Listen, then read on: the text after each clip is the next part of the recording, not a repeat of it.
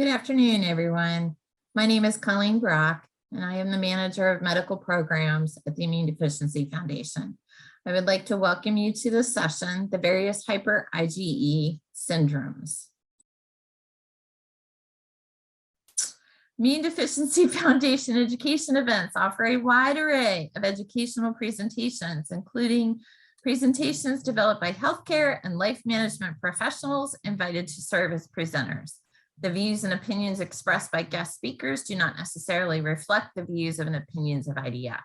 The information presented during this event is not medical advice, nor is it intended to be a substitute for medical advice, diagnosis, or treatment. Always seek the advice of a physician or other qualified healthcare provider with questions concerning a medical condition. Never disregard professional medical advice or delay seeking it based on information presented during the event. At this time, please join me in welcoming our presenter, Dr. Joshua Milner from Columbia University Medical Center and New York Presbyterian Morgan Stanley Children's Hospital. All right, thank you so much for the opportunity to get to chat with you today. So I'm here to talk about the various hyper-IgE syndromes. Just right off the bat, we'll talk a little bit about that term and how to use it, how to use it most productively. But first, I wanted to take a quick step back and just point out that, of course, the first terms that were used to refer to people who had inborn issues of their immune system generally were because of infections, and primary immune deficiencies associated with very severe infections were amongst the first immune disorders that had been discovered. And in the past few decades, it's become very clear that another major type of immune disorder that can occur is one where there may or may not be infection, but there is immune regulation problems, such as autoinflammation, where the body is just inflamed all the time, or autoimmunity, where the body attacks itself. And those are called primary immune regulatory disorders. And of course, there can be overlap. So you can have certain examples where you have both immune regulation problems and immune deficiency, where you have infections and autoimmunity, or infections and autoinflammation. My interest has been in what we have now termed primary atopic disorders, where a genetic mutation actually leads to allergic disease. And once again, it could be allergic disease on its own, or it could be allergic disease associated with infection, or allergic disease associated with immune regulation or autoimmunity. And there are multiple different examples of this throughout, both those that overlap and those that do not overlap. This sort of just paints a picture of the different types of diseases. When you say PID, there's primary immune deficiency or primary immune disorder, but then you have primary immune regulatory disorders, and now PAD, primary atopic disorders. And it does matter because we do need to get out of the mindset that we're only talking about infections that one can get from an immune defect, and that in fact, and also introduce the concept that you really can get allergic type problems from a genetic problem that impacts the immune system. So when is having high IgE a syndrome? Now, IgE is an antibody that floats around in our body. It's different than most of the other antibodies. There's much less of it in our bodies. It would seem to us in Western society to only be causing trouble. It's the antibody that if you have one specific for something that you're an allergen, then you'll have an allergic reaction because you have IgE specific for that allergen. And having high IgE sometimes increases the chances that you'll have more things that you're allergic to. So the question is, when is high IgE really a syndrome? So it's important to point out that high IgE can be caused by lots and lots of things: genetic, environmental, infectious, and possibly others. And so you could be born with high IgE, you could acquire high IgE, you could lose your high IgE.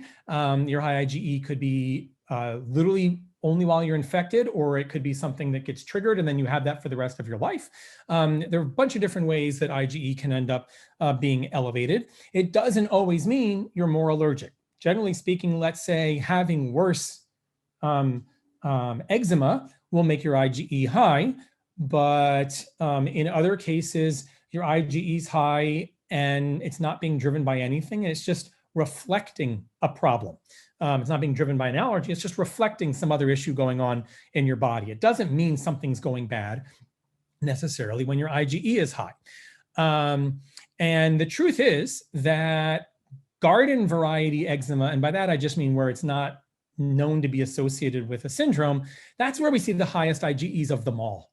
Okay, my record is about 275,000 is the IgE that I saw in a boy who just had terrible eczema, absolutely nothing else.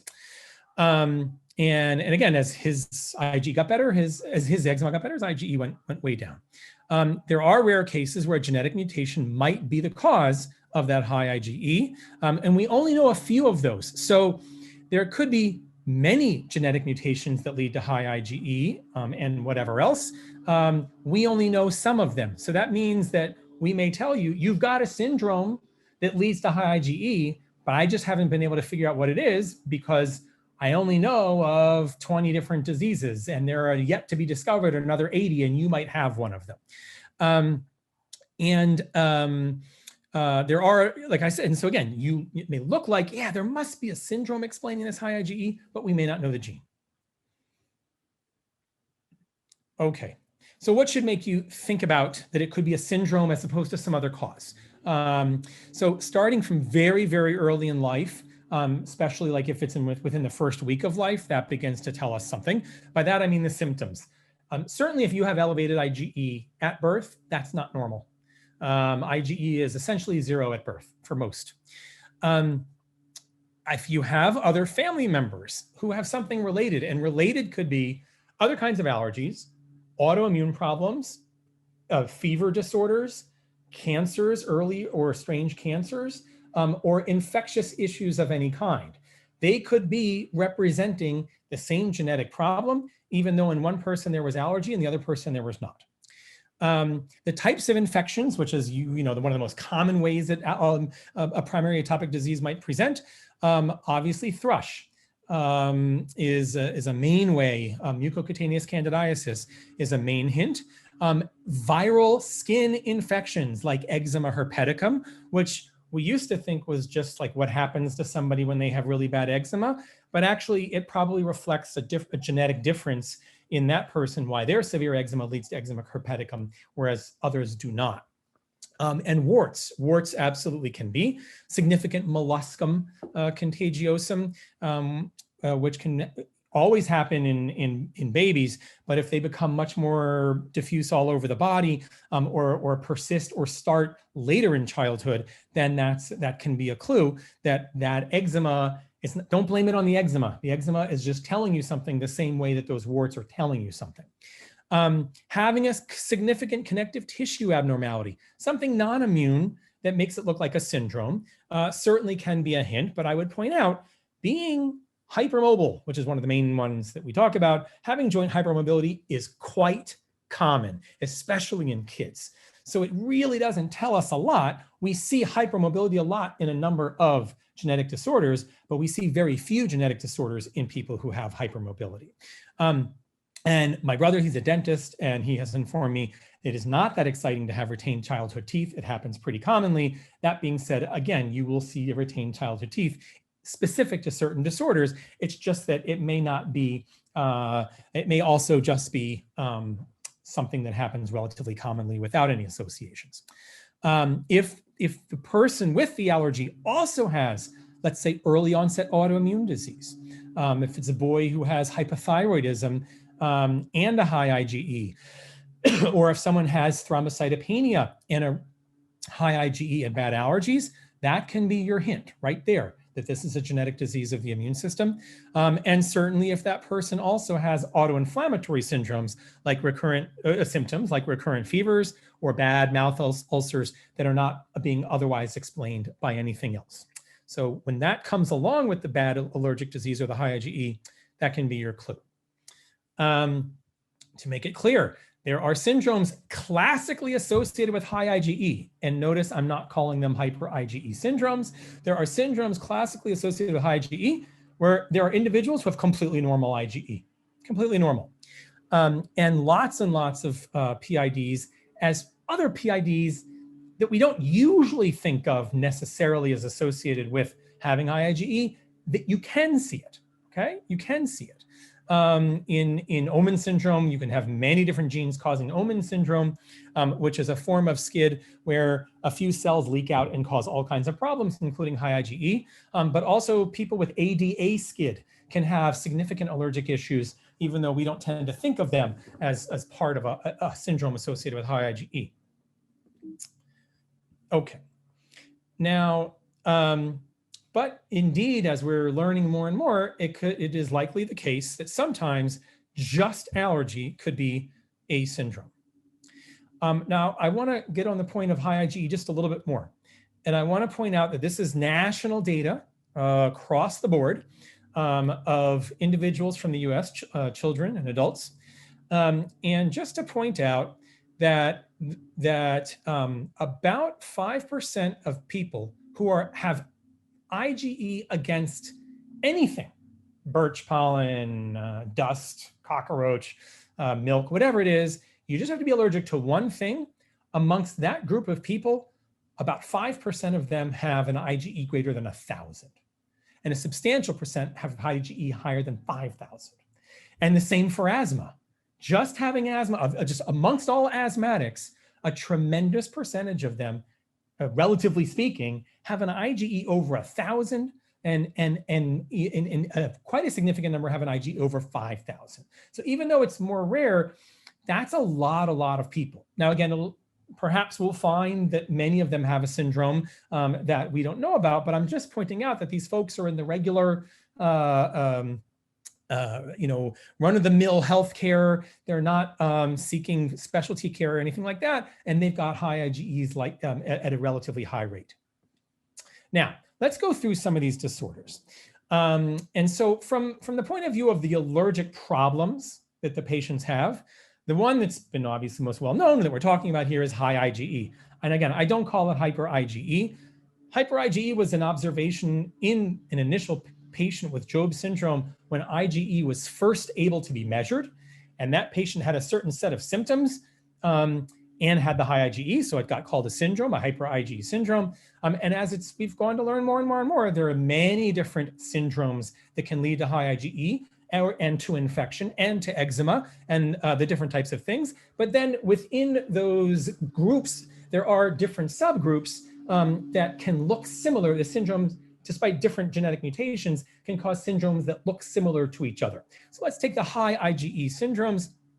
STAT3, of course, being the one causing Job syndrome that is most well known, but mutations in GP130, the IL-6 receptor, and a gene called ZNF341, those can all cause symptoms similar to what's seen in Job syndrome, like thrush and boils and recurrent pulmonary infections and the such, and then all the connective tissue issues like hypermobility and those sorts of things.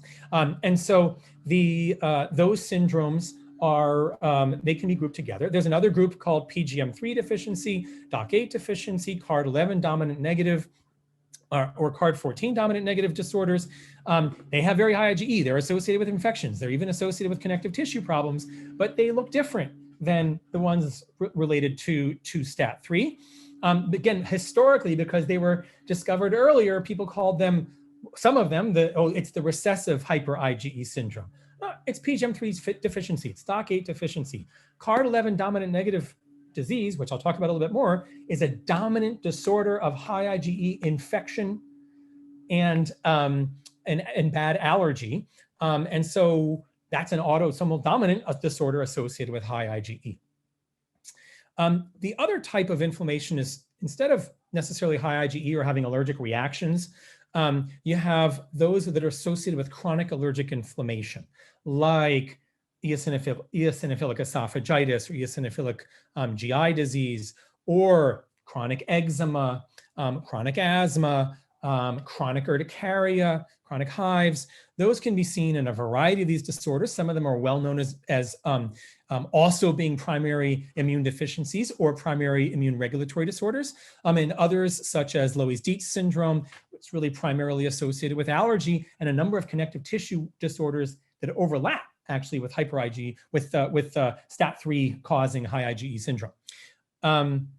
And so there are a number of those that can come. And again, some people with those disorders have the allergic problems and some people don't. And it's important that it's not 100% for any of them.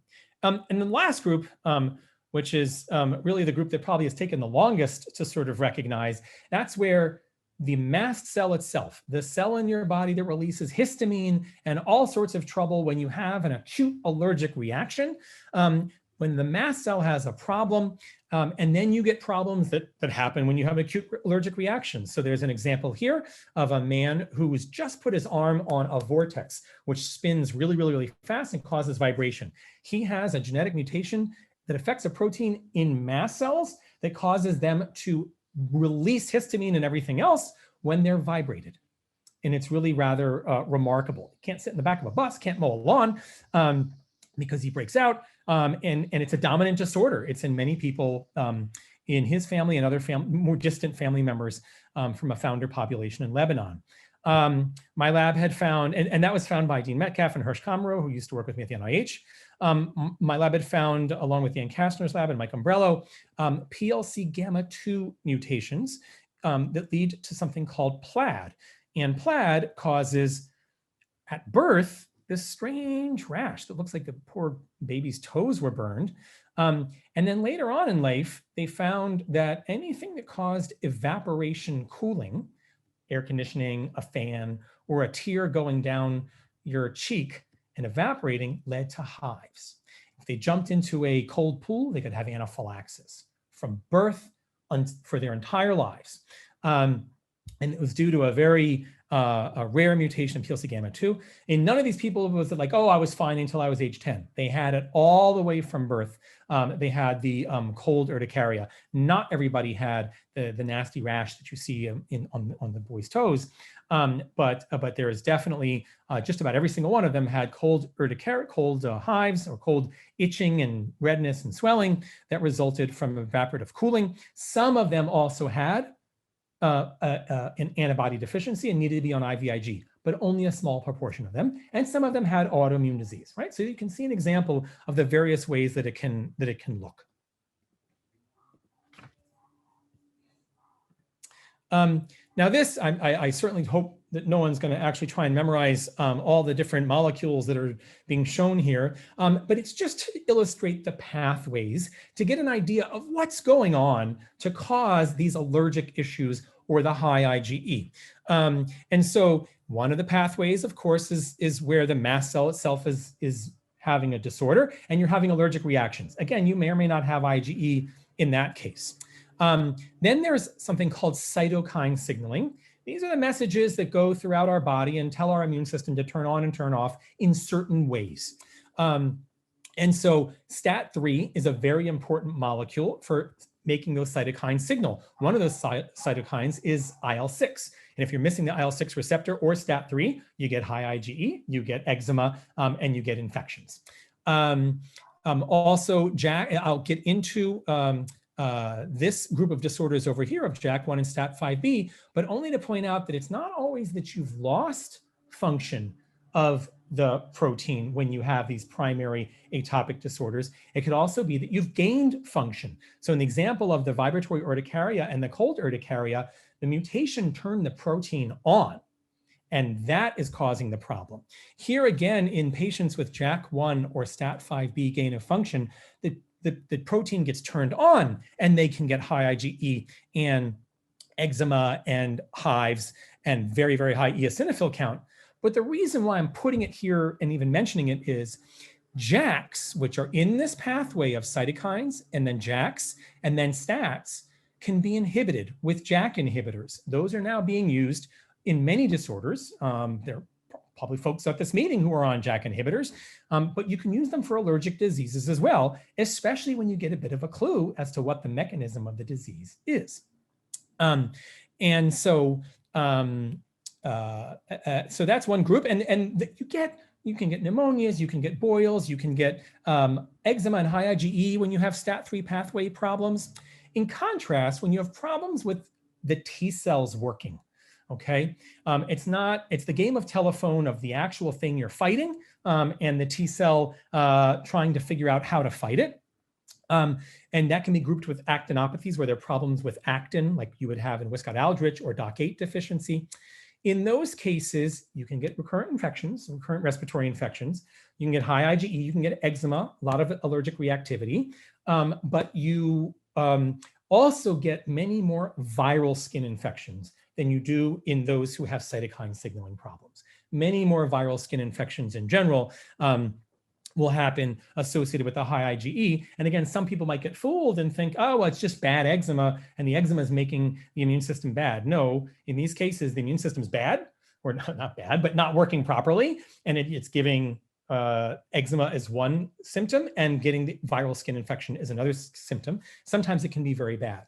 I mentioned the patients with the problems in T cell receptor signaling or actinopathies like CARD11 or MALT1 or Wiskott-Aldrich syndrome, DOCK8 deficiency. Those all can have the viruses, the infections, and pretty bad allergic reactions and significant food allergies and the such. Interestingly, those who have STAT3 pathway mutations really do not get bad allergic reactions. Their IgE is high, their eczema is bad, but their allergic reactions, pound for pound, for someone whose IgE is in the thousands, are way less than someone with, let's say, any of these other disorders, or people coming off the street with an IgE of 5,000 because they have bad eczema. Those people anaphylax way more than those with the same IgE being high with STAT3 pathway mutations. And then there also are mutations in the skin itself. And I think this is important.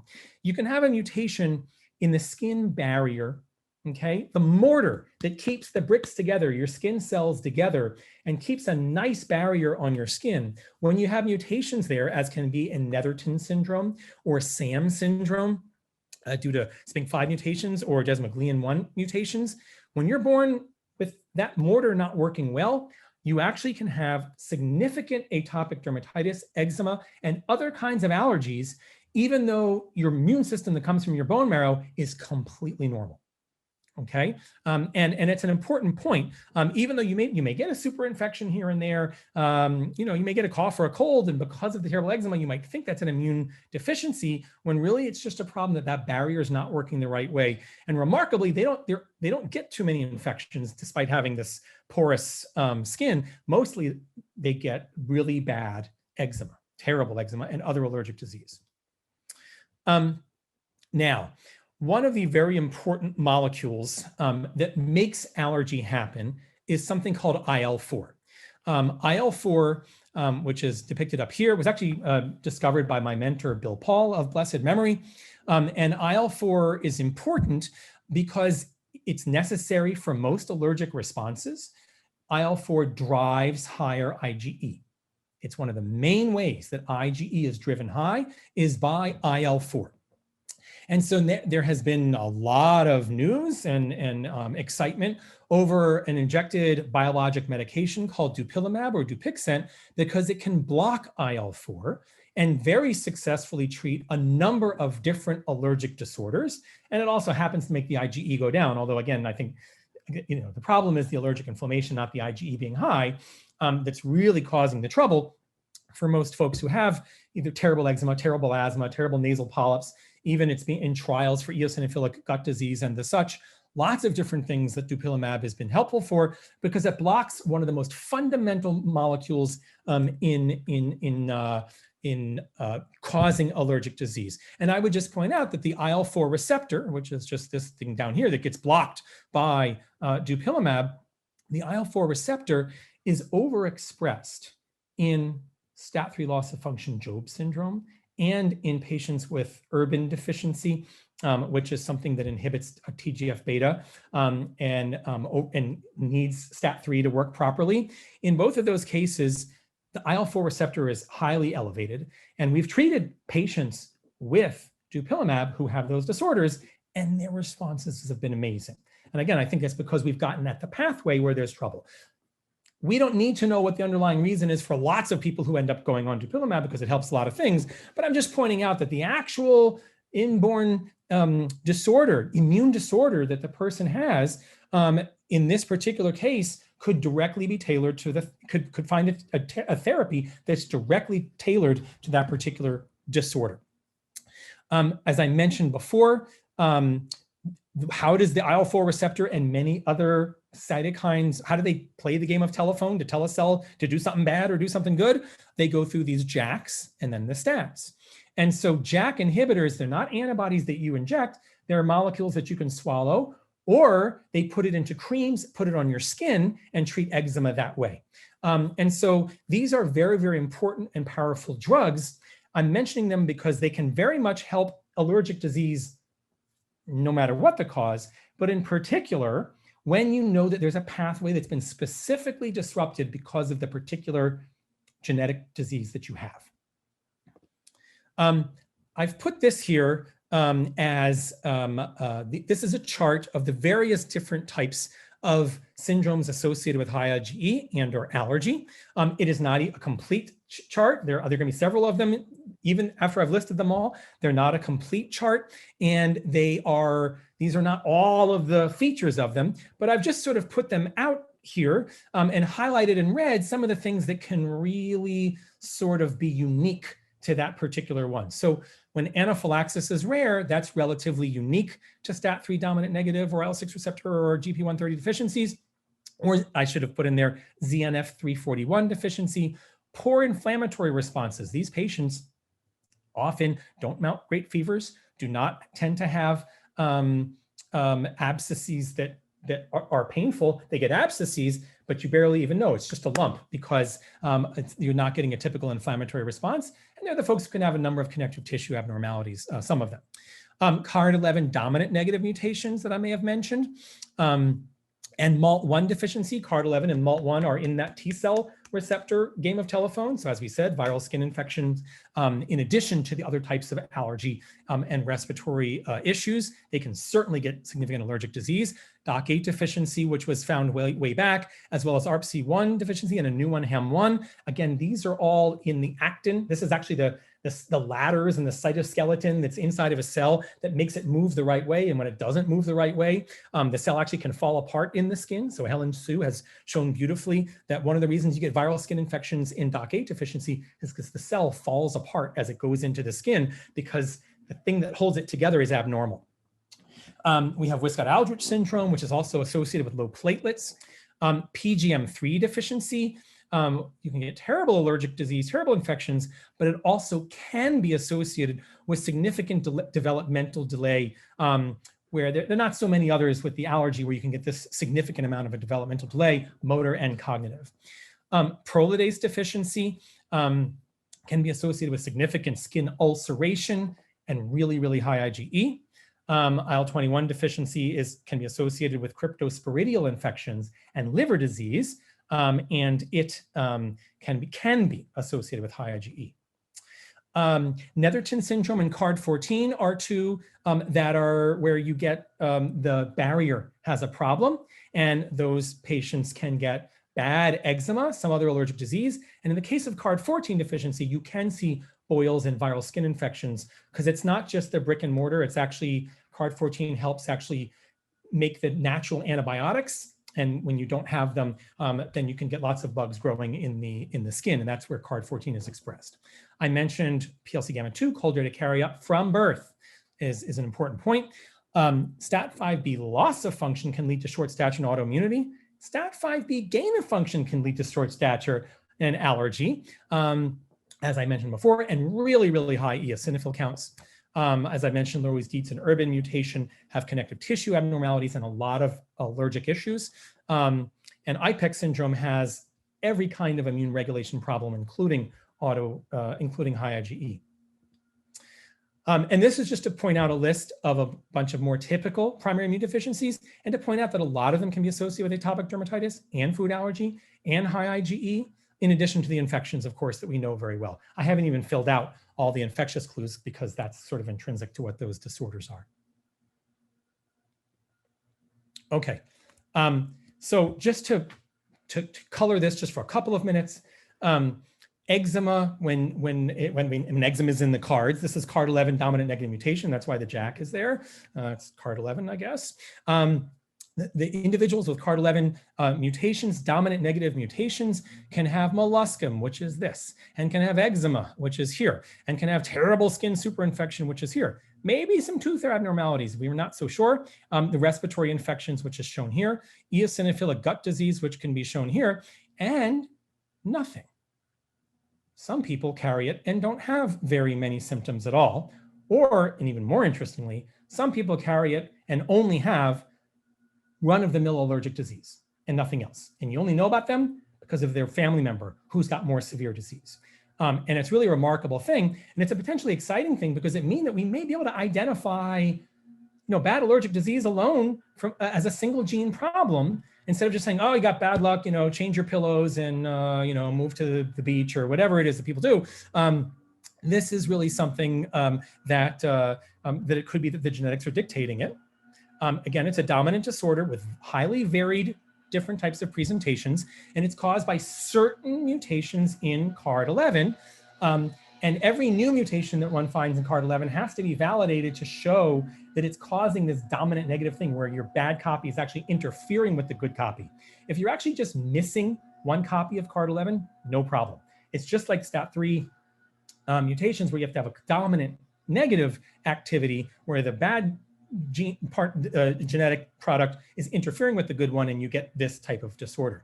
If you're missing card 11 altogether, you get a combined immune deficiency. You can't even get allergies because you don't have enough of an immune system to do it. This is what card 11 dominant negative looks like.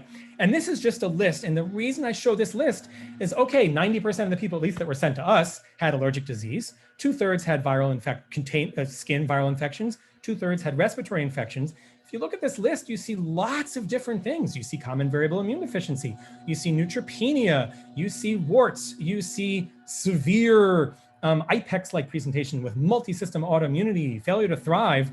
And then you have this mother who had mild atopic dermatitis when she was a child and she grew out of it.